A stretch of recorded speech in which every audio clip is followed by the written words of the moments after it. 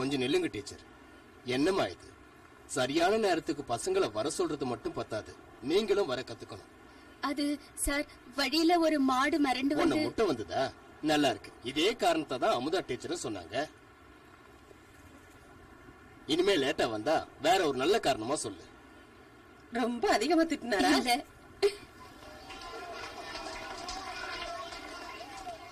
சீக்கிரமா போங்க. Good morning teacher. Good morning teacher. இவளை பத்தி ஒரு கம்ப்ளைண்ட். என்ன?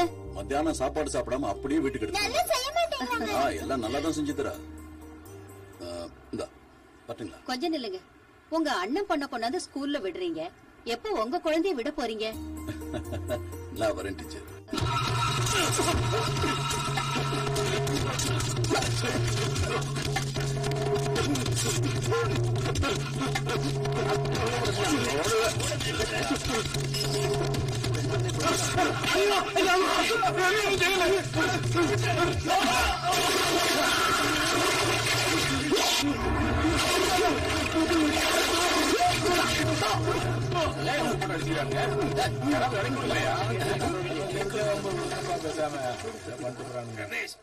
அங்க பாரு, அவன் தொல்லை தாங்க முடியல. நம்ம கோபி யாருக்கிட்டே வாய திறந்து கூட பேச மாட்டான். ரவடிதாசா அதெல்லாம் பார்க்கவே மாட்டான்.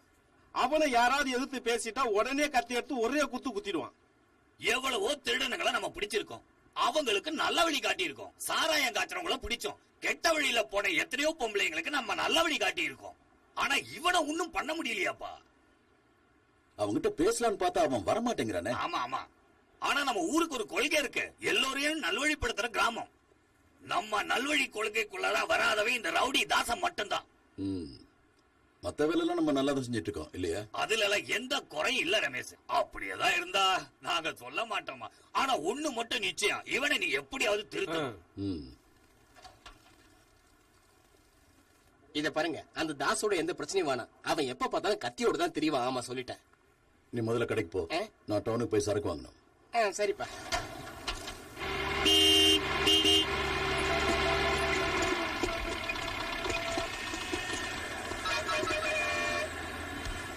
அசன் பாய் இங்க இல்லையா? உள்ளதான் இருக்காரு. எல்லா ஸ்டாக்கும் இருக்குல்ல? ஐயோ, எல்லாம் அனுப்பிட்டுமே. என்ன இப்படி சொல்றீங்க? நேத்து என்ன சொன்னேன், இப்படி பண்ணா எப்படி? கொஞ்சம் அட்ஜஸ்ட் பண்ணுங்க. இப்படி நீங்க பண்ணீங்கன்னா நான் எப்படி வியாபாரம் பண்றது, எப்படி போட்ட முதல்ல எடுக்கிறது சொல்லுங்க. சரி, உங்க முதலாளிங்க.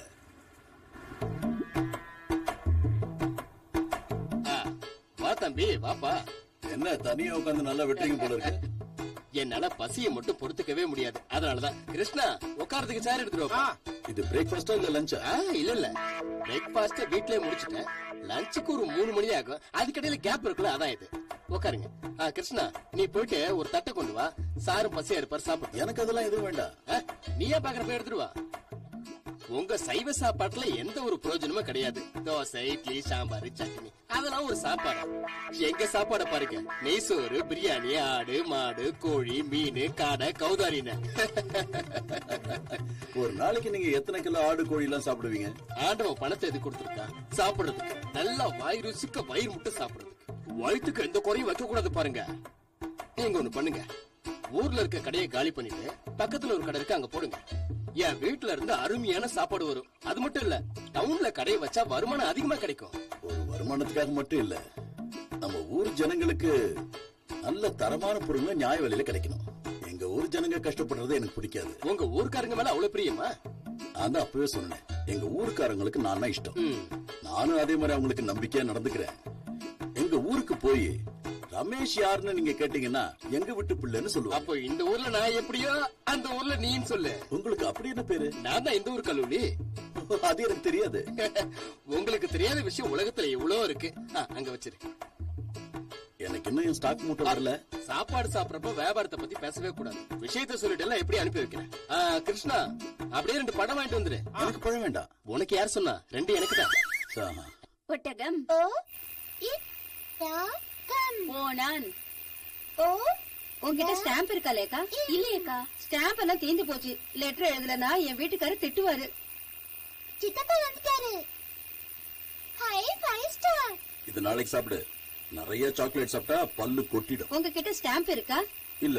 அது என் வீட்டுக்காரோட முதலாளி இல்ல, அவரோட பையன் 4th ஸ்டாண்டர்ட்ல 1st ரேங்க் எடுத்திருக்கானா. ஓ, நல்ல விஷயம் தானே. அதான் அந்த குழந்தைக்கு ஒரு வாழ்த்து மடல் எழுதலான்னு நினைச்சேன். சீக்கிரம் செய்யுங்க. லேக்கா ம். கொஞ்சம் தண்ணி எடுத்து வா. இந்தாங்க தண்ணி. அதுக்காக கூப்பிடல, உன்னை இங்க வரவழைக்கிறதுக்காக தான் அப்படி சொன்னேன்.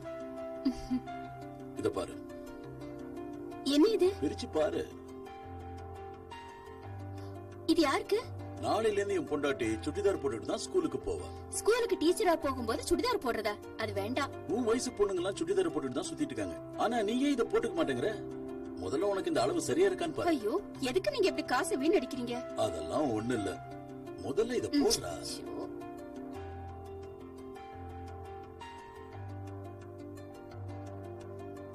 டேய் ரமேஷா, தண்ணி. ஐயோ, யார் இது? உன் மருமகதாமா. அவளையே துணியை போட்டு மூடி வச்சிருக்க?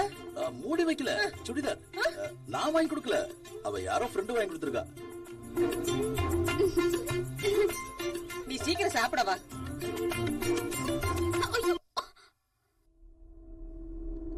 தள்ளுங்கயா.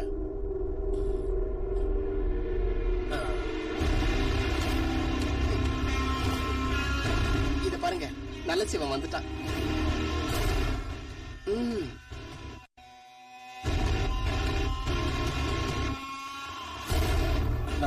நல்ல சிவமா. இன்னைக்குதான் ஜெயில இருந்து விடுதலையான ஒரு சந்தோஷமான விஷயம் சொல்லதான் வந்தேன். இனிமே சாராயம் காய்ச்சறத விட்டுலான்னு நான் முடிவு பண்ணிட்டேன். அப்படியா? ரொம்ப நல்ல காரியம், நல்ல சிவம், ரொம்ப நல்ல காரியம். நீ போய் சீக்கிரம் டீ வாங்கிட்டு வா. டைலர் கிட்ட, ஊர் பிரசிடென்ட் கிட்ட, இந்த ஊர்ல இருக்கிற எல்லார்கிட்டயும் நல்ல சிவன் நல்லவன் ஆயிட்டான்னு சொல்லுவேன். அத நான் இங்கேயே சொல்லிடுறேன். அதுக்காக எதுக்கு அவ்வளவு தூரம் போகணும்? உங்க எல்லாருக்கும், குறிப்பா ரமேஷுக்கு நான் நிறைய நன்றி கடன் பட்டிருக்கேன். நான் ஒரு புது மனுஷனா மாறிட்டேன். இனிமே நான் நிச்சயமா சாராயம் காய்ச்சவே மாட்டேன். இவன் நல்லவன் எனக்கு எப்பவோ தெரியும். உனக்கு என்ன உதவி வேணாலும் என்கிட்ட தயங்காம கேளு. அடடா, எந்த உதவி வேண்டாம். நீ செஞ்ச உதவியை நான் காலாகாலத்துக்கு மறக்கவே மாட்டேன். அதுக்காக உங்களுக்கு ஏதாவது நல்லது பண்ணணும், இல்லைன்னா எனக்கு தூக்கமே வராது. அர்த்தமா? டீ சாப்பிட்டு போல. அப்புறம் வரேன். எங்க ரமேஷ் அண்ணன் தொப்பியில இன்னொரு இறகு சேர்ந்துருச்சு. பிறக்கும் போது எல்லாருமே நல்ல பிள்ளைங்களா தான் ஏன் பிறக்குறாங்க? எனக்கு என்னமோ அவனை பார்த்தா திருந்தின மாதிரி தெரியவே இல்ல. உனக்கே இப்படி சந்தேகம் வந்து தொலைது? மனுஷங்களை மாற விடாத. மழை வரும் போல தெரியுது. இன்னைக்குன்னு பார்த்து கொடை இல்லாம போயிட்டான். அந்த கொடையில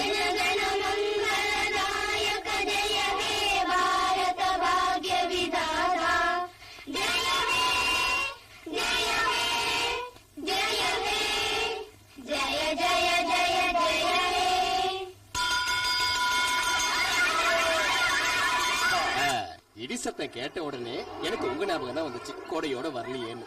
ஆனா மழை வர்றதுக்கான வாய்ப்பே இல்லையே. எவ்வளவு சொன்னாலும் கொடை எடுத்துட்டு வர மாட்டேங்கிறான். அது உங்களை இங்க வர வைக்கணுங்கிறதுக்காக தான் அவங்க அப்படி செய்யறாங்க. எனக்கு ஒரு சின்ன சந்தேகம், அது உங்ககிட்ட கேட்கலாமா? இந்த லேடி டீச்சர்லாம் சுடிதார் போட்டுட்டு கிளாஸ் எடுக்கிறது. சுடிதார் சுடிதார் இதுதான் ஒரு சந்தேகமா? இத பாருங்க, இந்த ஸ்கூல்ல 5 டீச்சர் போஸ்ட் காலியா இருக்கு. உன் பொண்டாட்டி வயசுலயே ஒரு 4-5 பேர் கொண்டு வந்து இங்க சேரு. எல்லாருக்கும் சுடிதார் மாட்டி விட்டு அழகு பாப்போம். என்னடி இது? என்ன நீ பேசாம இரு.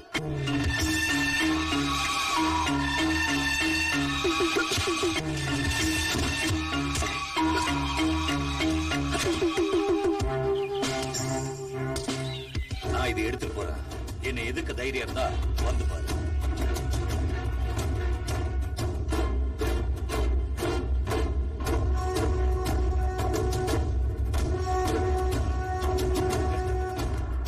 உங்களை பார்க்கதான் நான் இங்கே காத்துக்கிட்டு இருந்தேன். என்ன? எனக்கு ஒரு சின்ன உதவி செய்யணும். நான் யாருக்கு உதவி எல்லாம் செய்யறது இல்ல. குத்துவேன், குடல் எடுப்பேன், அவ்வளவுதான். அதான் எனக்கு வேணும். குத்துங்க, ஆனா குடல் வெளியே வர வேண்டாம். அந்த ரமேஷுக்கு ஒரு பாடம் கத்து கொடுக்கணும். நீ சொல்றது புரியல. அந்த ரமேஷ ஒரு வழி பண்ணி ஆகணும். எவ்வளவு பணம் செலவானாலும் பரவாயில்ல, நான் தரேன். உன்னை அவன் போலீஸ்ல மாட்டி விட்டான்ல, அவனால என் வாழ்க்கையே வீணா போயிடுச்சு. அப்படின்னா நான் அவனை கொன்னுடுறேன். அப்படிலாம் ஒண்ணு வேண்டாம். கையோ காலையோ வாங்கிட்டா அது போதும் எனக்கு. இனி யாரையும் காட்டி கொடுக்காம இருக்கணும். அப்ப காலை வெட்டிடுறேன், இல்ல கண்ண நோண்டவா? அது உங்க இஷ்டம். அப்படின்னா 1101 அவ்வளவு பணம் தரணும். 1000 ரூபாய் என் ரேட்டு. 101 ரூபாய் அம்மன் கோயில் உண்டியல்ல போடுவேன். அதுதான் என் வழக்கம். தரேன், எல்லாம் நான் தரேன்.